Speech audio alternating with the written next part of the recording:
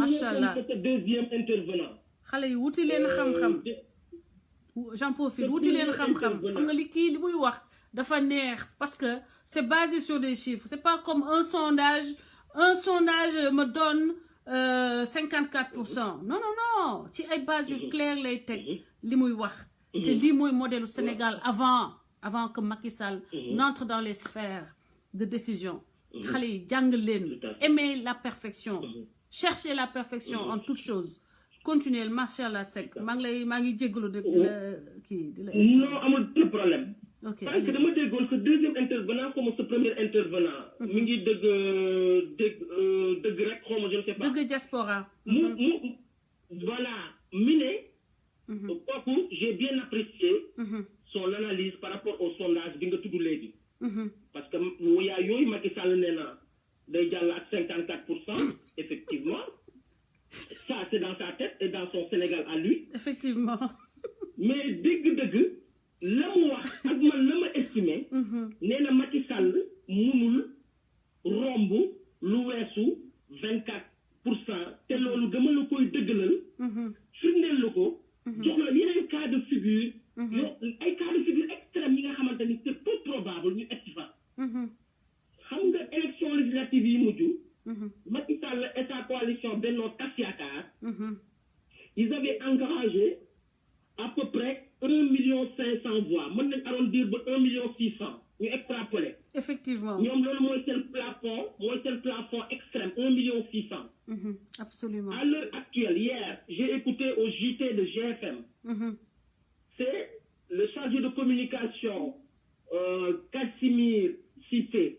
C'est le même chargé de communication qui avait déclaré devant les radios et la télé en disant que l'inscription de Karim Wade a été rejetée. Ce même Kassimir Cissé a été invité au JT de TFM hier soir. Je l'ai écouté. Mu joxe le chiffre exact du nombre d'inscrits sur les listes électorales. Mais à l'heure actuelle, dans le fichier, il y a 6 millions 675 028 inscrits. 6 millions 675 028 inscrits dans le fichier consolidé. Ça veut dire que c'est le fichier final.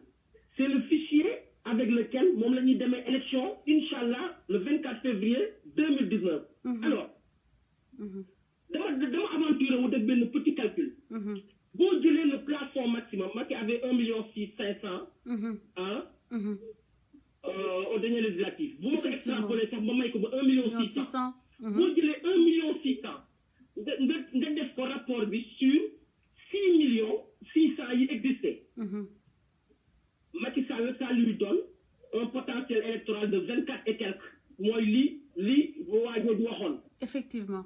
ñu arrondir ko muy 25%. beneen cas de figure bi boo jëlee 1,6 million maximum yi nga xamante ni Macky Sall xam na ne mooy plafond. mu xañ 1,6 million Sénégalais ñu bañ a voté. ba nga xamante ni 5 millions ñooy voté bu dee 5 millions ñoo voté. nga rapporté ko ci voix am yi mu amoon élection législative bi 32% la koy jox. 32%. 32%. nga jëlaat score 1,6 million yi mu amoon mooy il est extrapolé. nga bu fekkee 4 millions de Sénégalais ñoo voté. 40% lay am bu dee 4 millions de Sénégalais ñoo voté. Tu vois. 40% lay am. nga jëlaat 1,6 yooyu mu am nga def ko ci 3 millions de Sénégalais bu doon 3 millions de Sénégalais ñoo voté en ce moment-là lay am 53%. Cela veut dire que à l'état actuel Macky Sall pour que son rêve chimérique là bi muy wax son chiffre de 54%. Effectivement. Sorti de je ne sais pas où. Et dont il n'assume pas le fait de ne pas publier le sondage. Xanaa boo amee sondage bu la jox 54% au premier tour mais da ngay am la biir. ak yéen pour publier ko. Effectivement. Il faut le publier. Donc ça veut dire que ni Macky Sall pour mu am 54 millions yi moo xamante ni c'est dans ses rêves 54% yi ça veut dire que il faut que Sénégalais yi voté duñu dépasser 3 millions 200.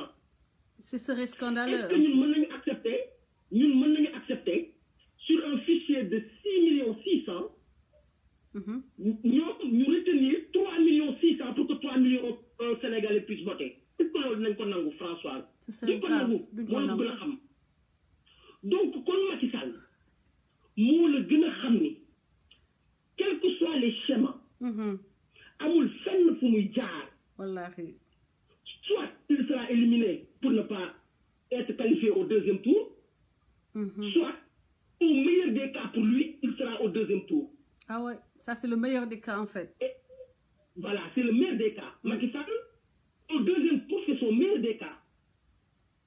Donc, l'idée véhiculée dans l'esprit des Sénégalais, on va gagner au premier tour, c'est parce qu'ils ont déjà préparé leurs résultats, comme disait l'autre qui m'a précédé. Exactement. C'est des résultats déjà concoctés, un schéma préétabli et des juges et des fonctionnaires qui sont prêts à le soutenir dans cette grande fraude à grande échelle. Mais on ne laissera pas passer. On ne laissera pas faire. Voilà. Voilà, tout à fait, Françoise. Les forces vives de la nation, l'opposition, la société civile, les syndicats, nous n'avons pas face à un démoliteur de notre démocratie. Parce que, Françoise, nous tudd Diamniadio, Mankodon, Mengele, nous tudd Grand Théâtre, ou le Grand Cirque d'hiver de Paris. Exactement. Parce que, gis naa fa ay spectacle yoo xamante ni ay Diagne Fada ay Souleymane Ndéné Ndiaye. Non mais gis naa fa ay ñoom Ablaye Mbaye Père. Donc gis naa fa ñi nga xamante ni ñaar ba ñetti nit amuñu ko. Donc Macky Sall compte sur ñi nga xamante ni c'est des retraités politiques. Macky Sall compte si nga xamante ni c'est des politiciens professionnels. Macky Sall compte si nga xamante ni c'est des laudateurs de la République. Macky Sall compte si nga xamante ni c'est des griots de la République pour mu jaay ñu ces 54% yi nga xamante ni c'est un chimère xel bi nga xamante ni day nàcc wala xel bi nga xamante ni day loolu mënu koo nangu du tey du suba du ginnaaw suba. Docteur. Et que pour que cela arrive. Françoise, pour que cela arrive, xanaa nag yow nit bu liggéey sànq maa ngi la dégg nga développé tu l'as si bien développé un nit bu liggéeyee il n'a même pas besoin de faire campagne, c'est son bilan qui fera campagne pour lui-même tout seul. Absolument. Macky Sall bu fekkoon def na fi Sénégal lu ne fàng xam nga li olof di wax lu ne fàng kenn du ko jeex waaye avec Macky Sall moom lépp la ñuy jeex wallahi ñu ne fàng kenn du ko jeex te moom lépp lañ koy jeex. Donc il n'avait pas besoin mu ñuy fañ ka wàccaaca dinaan bu bis ba jotee dama leen di yëkkati dooraat leen ci suuf xam nga yooyu xam nga xeetu wax yooyu xeetu waxu ku jaaxle la waxu ku jaaxle la waxu quelqu'un de désœuvré. Macky Sall il est en train de piéger le système. Il est en train de d'embarquer tout le monde dans son bac bi nga xamante ci bakkam bi nga xamante ni musiba la te jëmale wuñu fenn nous ne mène pas à des lendemains meilleurs. Donc pour ce faire il faut que Sénégalais lui rappellent son bilan. Françoise de vrai dama ciy jukki rek quelque rek. Absolument le vrai bilan. Il y a juste il y a 2 ou 3 ans dama doon déglu benn débat te kooku le patronat peut le confirmer. À l'état actuel au plan des PME au niveau du Sénégal il y a 376 entreprises qui ont mis la clé sous le paillasson depuis l'arrivée de Macky Sall à la tête de l'État. 376 entreprises. Récemment François dégg nga le conseil du patronat bu Mansour Kama Et l'État leur doit 6 milliards de dettes. 16 milliards de dettes. Attends. Et l'ensemble des dettes, l'État amène les petites et moyennes entreprises s'élèvent à 400 milliards. Mon Dieu.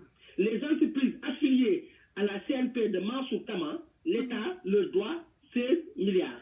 L'État doit aux universités privées qui ont accueilli les étudiants qui n'étaient pas dans la capacité d'être orientés à l'université, l'État leur doit plus de 15 milliards. Waouh. C'est terrible ça. Macky Sall, nous avons un État en faillite. ba muy door a toog. État en faillite lañu am actuellement. Cet État est en faillite. Mais c'est le mot juste. Voilà, c'est le mot juste. C'est le mot juste.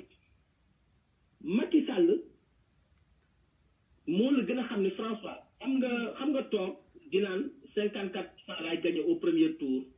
mooy Macky Sall mi ngi toog di coqataan boppam. Macky Sall bu ne 54% lay am ci Sénégal gu ndóol gi mooy mi ngi toog di coqataan boppam. xam nga boo toogee nag di coqataan sa bopp nag di reetaan nag kooku moom yow la engagé. mais Macky Sall xam na ne il n'a ni l'appareil, ni la carrure, ni la compétence, ni le résultat qui va justifier sa quelconque réélection dans ce pays. Absolument.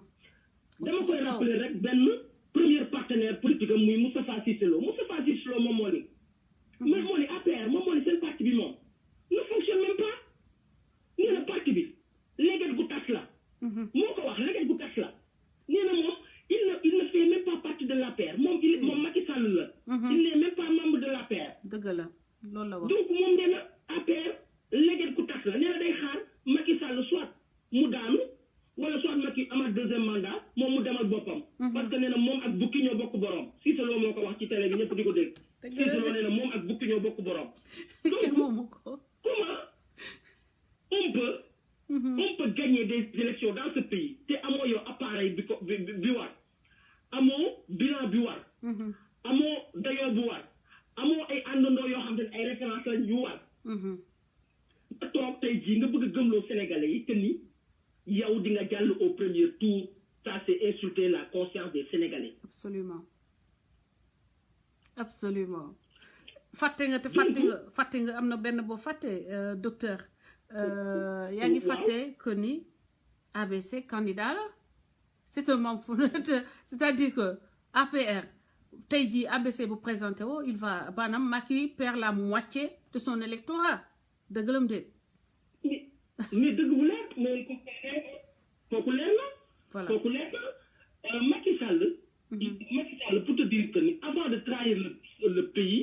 avant de trahir le peuple Macky Sall a trahi ses propres compagnons. qui ont tout sacrifié. qui avaient tous les potentiels de rester avec le président Wade d'alors. ñooñu ñu sacrifier leur vie. pour lui Macky Sall mais ñoom la ñu sacrifié. dëgg la. il a sacrifié ABC, il a sacrifié Mbaye Ndiaye, c'est un ministre d'État boo xamante ne c'est un envoyé spécial des cérémonies officielles, des cérémonies religieuses ay ngénte ay dëj. dëgg la donc Mimi Touré de premier ministre à envoyé spécial, quelle déchéance. non yow de premier ministre à envoyé spécial. de premier ministre à préposé. de recueil de signatures. Merci. C'est grave ça. C'est grave, quelle déchéance. insulte. donc pour te dire que ni Macky Sall nawloowul sax ñi muy àndal. à plus forte raison c'est semblant de néo-transhumants et ces 4 vieillards dans le vent autour de lui Tanor Niasse Dansokho et Mahmoud Saleh mais ñooñu qu'est-ce qu'ils peuvent apporter à Macky Sall? Tellement pertinent. Est-ce que un de ces gens-là peut faire rêver un seul Sénégalais lucide? dama lay wax François maa ngi lay laaj est-ce que yow xam nga un Sénégalais bi nga xamante ni Macky et son entourage ñoom ñu ngi koy révélo? non y en a pas. Non, mais c'est ça. Il ne peut pas faire rêver quelqu'un. Donc, s'il compte sur notre doux, ni le système bi.